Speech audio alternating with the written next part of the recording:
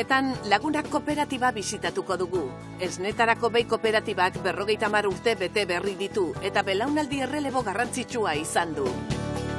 Albistegian Pasaiako Itsas Festivalaren berri emango dizuegu. Aurreko asteburuan izan zen. Ondoren Getariara joko dugu Gaineta txakolindegia ezagutzeko. Getariako txakolina jatorri izeneko kide da. Matx berriaren bilakaera ikusiko dugu. Amaitzeko Aunar elkartea aurkeztuko dizuegu. Irabazi asmorik gabeko elkarte hau lanean ari da elikagaiak xahutzearen aurka eta baztertze egoeran bizi direnen alde.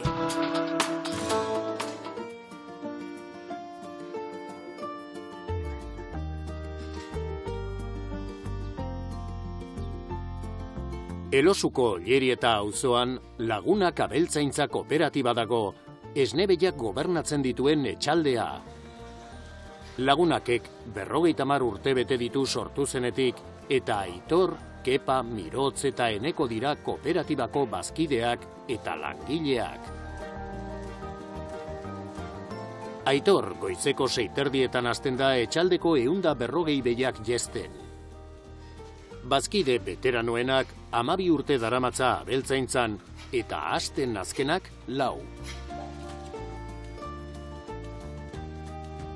Kepak lehorgarri bat botatzen du etzalekuetan eta jarraian zerrautsa, jetzi ondoren behiak eroso egon daitezen. Egunean bitan jesten dituzte eta jeste bakoitzak 2 ordu irauten du, 20 jestegune izan arren.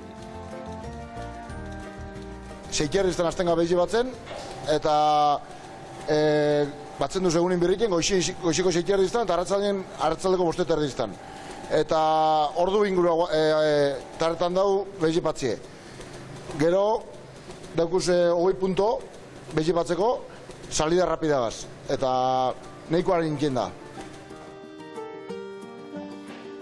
Puntu bakoitzean jarritako gailuei esker, behi bakoitzaren egoera zein den jakin dezakete. Hemen ordenadora teukez marketen dauze behi dan, gero behi dauko beste posibilidade badala ikeko sartzeko mametizero badauko sartintzazu klabe bat, eta etzuitxikien pulsetan, eta orduen ez da batzen. Eta gero, esne ben hortu ikin dago, eta esne gutxi emoten badau, isetzen dago argi gorri. Batez beste, behi batek 40 litro esne ematen du. Hobekuntza genetikoa funtsezkoa izan da esne ekoizpena handitzeko jakina. Hobekuntza guztia aberekinen bidez egiten dute eta ekoitzitako esnea kaikuri saltzen diote. Egunero etortzen dira esnea biltzera. Oin batzen gabiz media bat, 39 litrokoe, eta horiak zer ikusi ondize dauko, karo, mejora genetikia zinean lan ondize, azkenin horren arabera da hemen dauzen datuek.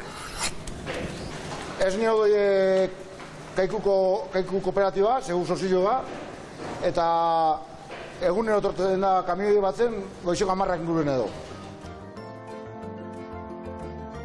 4 bazkideak 2 taldetan banatuta daude, eta egun libreak eta oporrak izateko moduan antolatzen dira. Halere, lana gogorra da, baina txandaka lan eginez bizi kalitatea handiagoa dute. Lau sozio eta orduan ikenduz pareja bi eta bi, eta ikendune da, aste baten bi batzen daurez, eta beste hastien bestiek. Eta orduen, batzen duzen hastien aukiten du egun bajai. Eta bestela, aste burue, aukiten du jai. Udaran aukiten du 3 aste oporrak, eta gabonetan aste bete. Da, bueno, horrek azkenien, da eruteko apurat hobi hau ez, karo, zikeran bakasino dukun egun batzuk, eta libertako egun batzuk, eta hori ez da lehenko moruen esklabu izeten zela. 140 behiak jetzi ondoren, aretoa garbitu beharra dago. Higienea funtsezkoa da gaixotasunak kontrolatzeko eta esnearen kalitaterako. Garbitasune da gauza basiko bat, aukibidana beti, ze mamitizek ekiditzen die, eta esnien kalidadie asko gobi izan da, karo. Zenbat eta garbitza dugun, gauza guztientzako beto. Noberentzako gobi. Abelburu guztiak ukuluan bildu ondoren, nahasketa bat ematen diete jaten. Bazkideek une hori aprobetxatzen dute beste zeregin batzuk egiteko. Enekok traktorearekin lastoa eraman du txahalen ukulura. Aitorrek eta Kepak berriz lastoa banatzen dute. Hemen gabize honei azpizik egiten, honetik desteteko txalak, eta hemen egoten dione txalok, esnetik endu eta 4 hilabete arte. 4 hilabete terdi, 5 hilabete arte. Gaur, Lagunak kooperatibako bazkide sortzaileak etorri dira. Duela 50 urte, Enrikek eta Miguel eta Rufino anaiek Jesus zenduarekin batera Lagunak kooperatiba sortu zuten. Etxaldean erreleboa hartu duten 4 gazteek oraindik ere jasotzen dute sortzaileen babesa. Gaur etorri diona kooperatibako fundadoriek, eta hemen dauz Miguel, Rufino eta Enrique. Jesus falta da, zein dela urte batzuk hil izan. Guretzako laguntasun handi izan da haurek aukitxe hemen, eta haurentzako benik uste postasun handi izan dela 50 urte eta gero behon dion segirutie aurriantza granjiek. Miguelek atzera begiratu du. 50 urte atzerago. Kooperatiba bat abian jartzeko ideia sortu zen. Eta bagenuen gurasoen eta teknikari batzuen laguntza. Egia esan, haiek piztu ziguten jakin mina. Guri ezitzaigun gaizki iruditu. Beraz, aurrera jo genuen, eta Lagunak kooperatiba jarri genuen martxan. Gainera, Miguel Aberekineko lehen presidentea izan zen. Europako lehen mailako intseminazio zentroa. Aberekin sortu zenean, 84 edo 85 ginen. Eta beharrezkoa zela ikusi genuen. Foru Aldundi bakoitzak bere intseminazio zentroa zeukan. Eta foru erakunde bakoitzak hiruzpalau zezen izaten zituen. Argi zegoen ezin genuela horrela jarraitu. Orduan, Jose Manuel Goikoetxea garai hartako sailburuak, goian bego, Aberekin sortzeko ideia bultzatu zuen. Lagunaken lanean jarraitzen dute. Beilehor eta Bigantxa Ernalduen eremuan, Enekok araldian dagoen txahal bat intseminatu du. Eneko Bigantxa bat intseminetan ibili da, atzo zuzera gonzan, eta 12 ordurero insemina bikin da. Eta Aberekinek guretzako oso garrantzia handiz daukoz, oso semen hona daukoz, sekorra hona daukoz, eta hemen dugu biztan, zer dauen Aberekinen. Esne etxalde batean, errendimendurako funtsezkoa den beste faktore bat, elikadura da. Lagunaken 150 hektarea lantzen dituzte arto eta belar siloak egiteko. Pentsua eta lastoa besterik ez dute erosten, eta horrek asko merkatzen ditu ekoizpen kostuak. Hemen atzekaldien silue dugu, arto silue, eta hau dana guk iten du. Guk erosten dugun gauza bakarra da lastue eta pentsue, eta besteana etxeko janarile da. Eta, karo, horretan da rentabilia, hori dana erosi berzien eskero balitzak izango rentabilia. Lagunak kooperatiban, sortzaileek eta bazkideek batez ere lanarekiko ilusioa partekatzen dute. Gu posi gauz, honez egiten daulako, eta lengueo laure buston ni posi dauzela, eta haber rutaskun segitzen dauen. Goiza aurrera doa, eta Kaikuren kamioia badator eguneko esne ekoizpenaren bila. Lagunakek mende erdia bete du eta odol berria sartu da, urte askoz gehiago lanean jarrai dezan.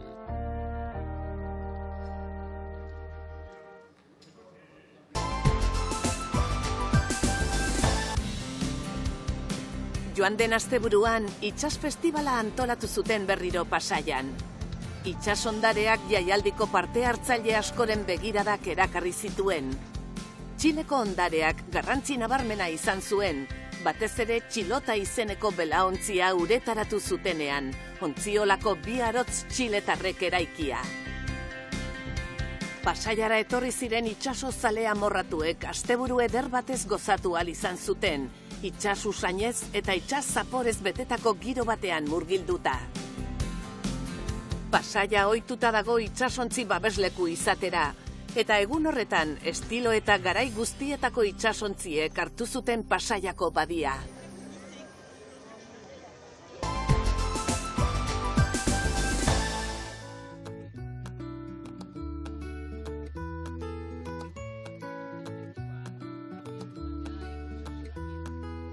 Gaineta dugu Getariako txakolineko familia zabalaren upategietako bat. Getariako Askizu auzoan dago eta 40 urte daramatza txakolina egiten.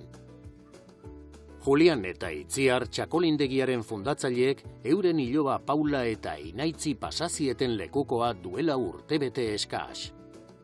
Belaunaldien arteko errelebo garrantzitsu eta beharrezkoak ez duetenik jatorri izeneko txakolindegietan.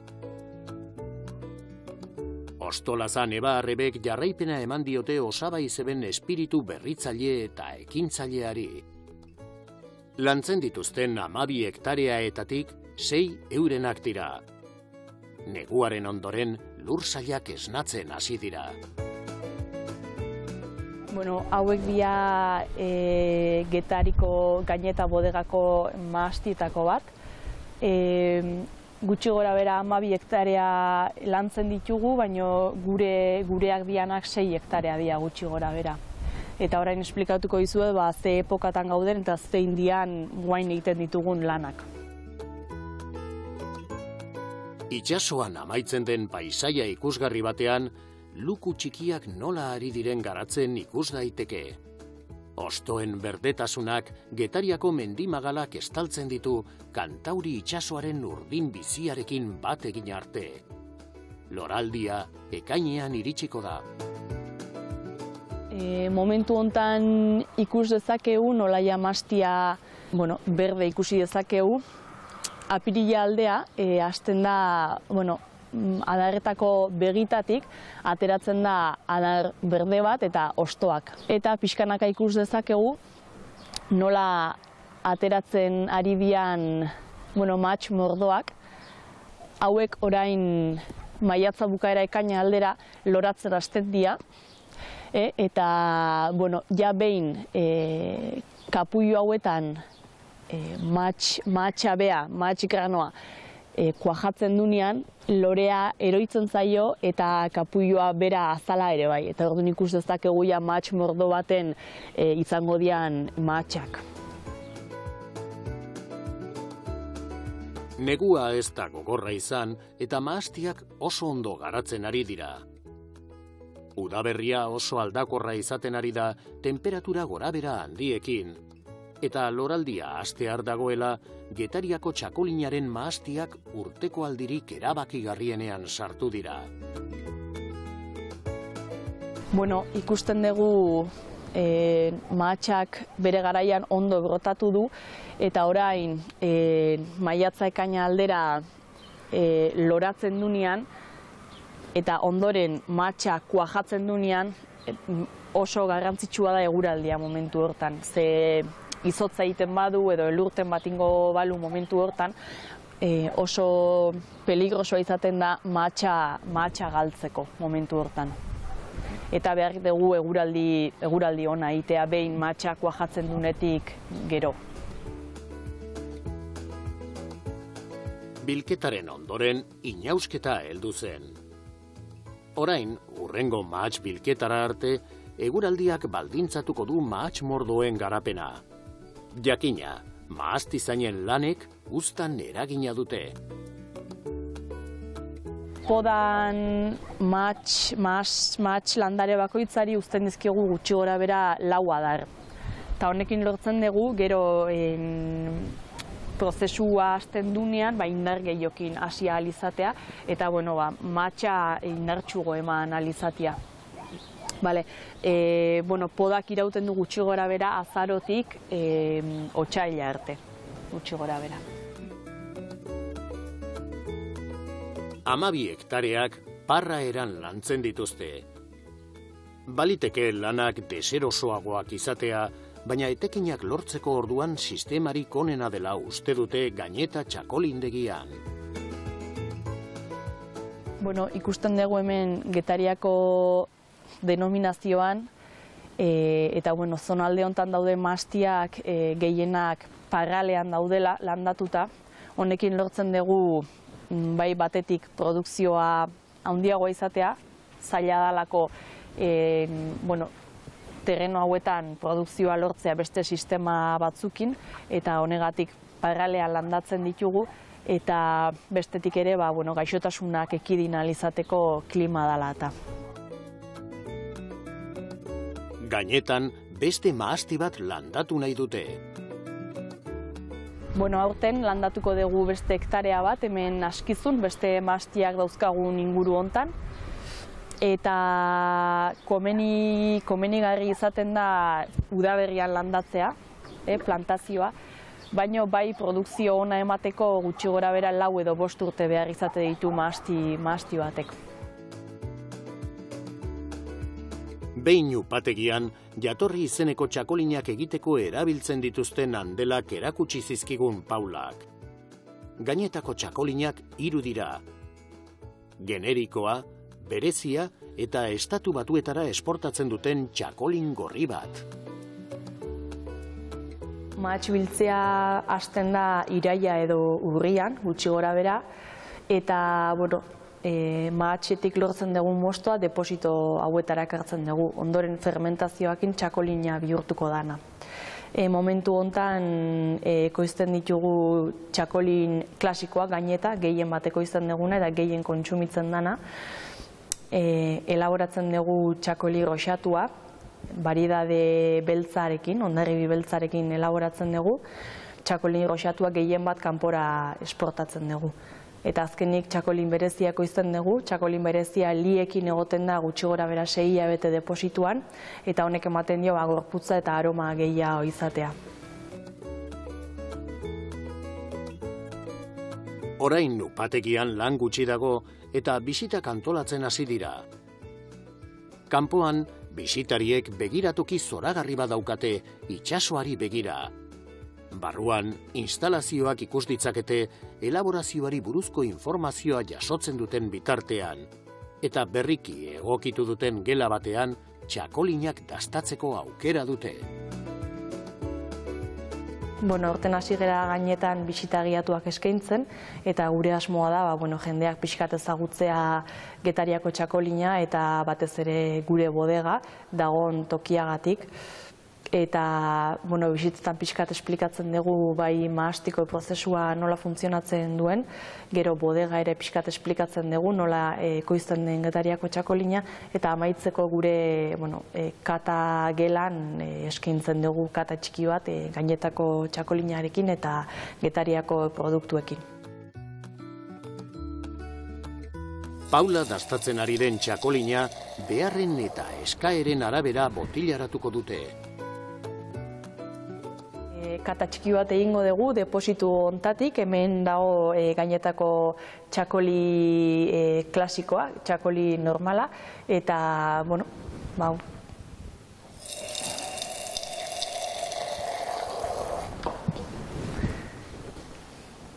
komeni izaten da txakolina pixkat kopan haustea, aromak ateratzeko, eta hemen ikusten dugu Gainetako txakolina ardo fresko bada, aroma askoko txakolina ateratzen da Gainetan, hemen gauden inguruak ematen dion berezitasuna.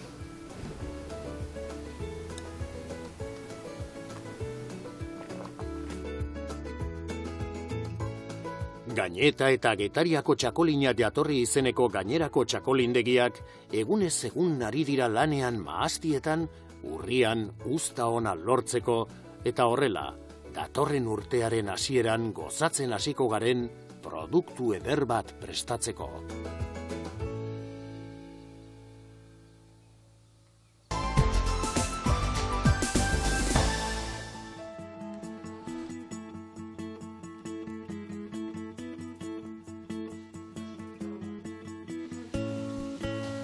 Elikagaiak xahutzea Euskal Administrazioaren kezka handienetako bat da. Duela gutxi, Elika Fundazioak Eusko Jaurlaritzaren eskutik jardunaldi batzuk antolatu zituen elikagaiak alferrik xahutzearen aurka. Elikagaiak xahutzearen aurka lanean ari diren enpresen eta elkarteen artean hainbat sari banatu zituen nekazaritzako elikagaien segurtasunerako Euskal Fundazioak. Eta sarituetako bat, Aunar elkartea izan zen. Gobernuz kanpoko erakunde honek erabili gabeko elikagaiak aprobetxatu eta behartsuen artean banatzen ditu.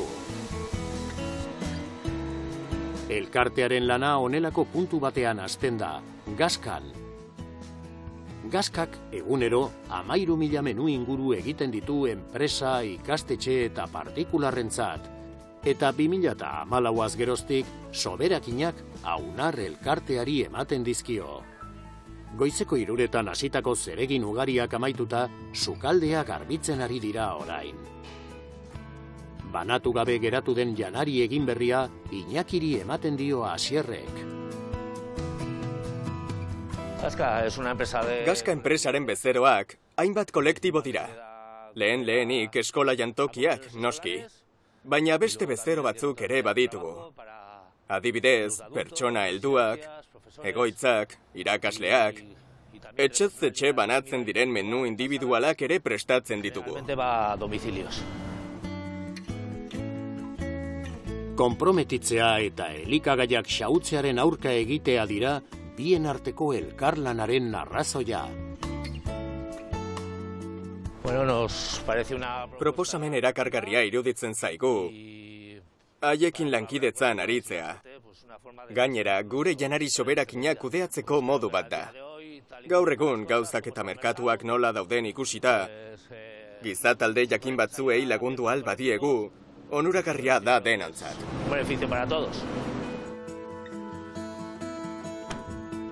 Dilista eta bularkianoa batzuk daramatzala irtenda Iñaki Gaska enpresatik. Gaur oilasko papar batzuk eman dizkigute, eta dilista batzuk ere geratu zaizkie sobera. Orain beste ikastetxe batera joango gara, errondarekin jarraitzeko. Aunarrek laguntzaile asko ditu, adibidez hainbat ikastetxe, El Regato, Ayalde edota Irlandesas, bai eta hainbat fundazio ere, Iturburu eta La Caixa. Kaikuk jogurrak ematen dizkie. Barakaldoko El Regato itunpeko ikastetxe bat da eta familia kooperatiba gisa zabaldu zituen ateak 1969an. Egunean 1.600 menu prestatzen dituzte tokiko lehengaiak erabiliz. Manu sukalde burua da eta goizero bezala erabili gabeko menuak entregatzen ditu Aunar elkartearen bitartez aprobetxatu daitezen. 2017an kontratatu genuen Aunar elkartearekin, oso garrantzitsu iruditzen zitzaigun olako entitate batekin lan egitea, azkenean eurek eramaten dutelako behar duten familiei olako janaria, ez daukaten olako familiei emoteko janari hori, eta oso garrantzitsua iruditzen zitzaigun.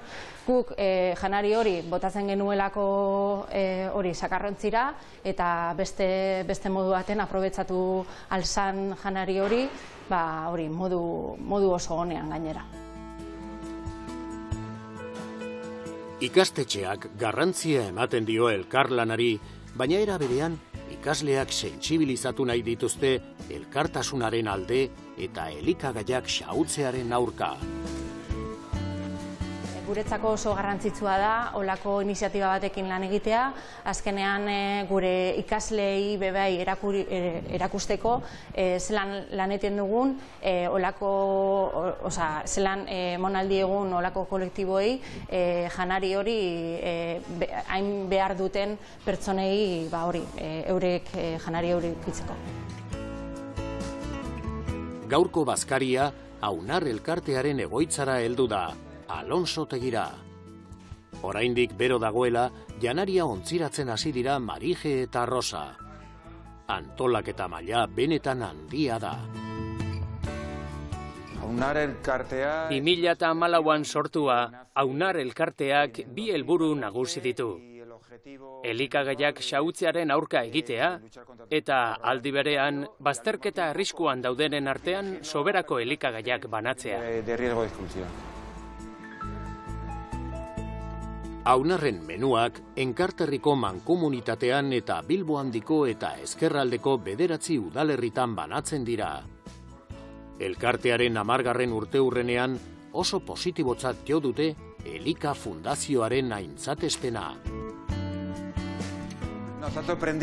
Harritu egin gaitu, oso lan diskretua egiten baitugu, eta ia ez gara agertzen hedabideetan.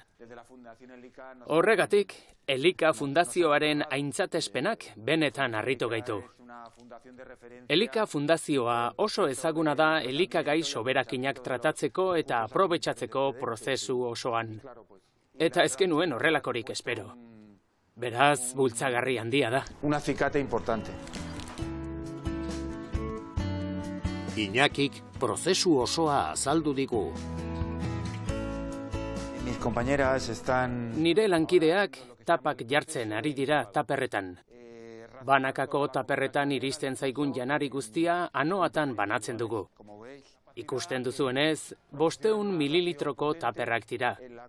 Anoa ederrak. Eta guk ontziratu eta hozte azkarreko gailuetan sartzen ditugu. Janaria hozte azkarreko sistema baten bidez izoztu ondoren, izozkailuetan gordetzen dugu. Eta hortxe geratzen da eguneroko banaketaren zain. Udal batzuekin hitzarmen bat daukagu, eta taperrak haien artean banatzen ditugu. Etiketa trazabilitatea egiteko modu bat da. Horri esker, produktua, jatorria, iraungitze data eta ontziratze eguna bermatuta daude.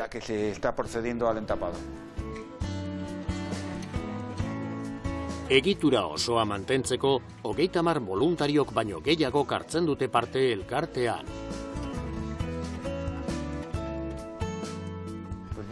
Oinarrizkoa da, bestela ezingo litzateke egin. Voluntariorik gabe, irabazte asmorik gabeko elkarterik litzateke egongo. Behin itxita eta etiketatuta, taperrak hozte azkarreko gailuetara eta hozkailuetara eramaten dira. Ezin hobeto antolatuta dago dena.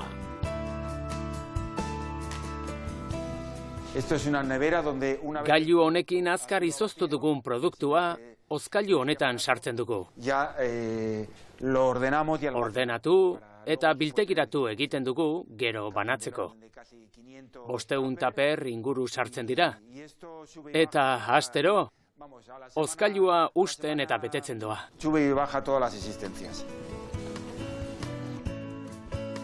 Aunar elkarteko voluntarioei esker, 350 pertsonak kalitate handiko menuak jaten dituzte egunero. Gizarte lan handia da, eta elikagaiak alferrik xahutzearen aurka borrokatzeko oso ekimen baliagarria.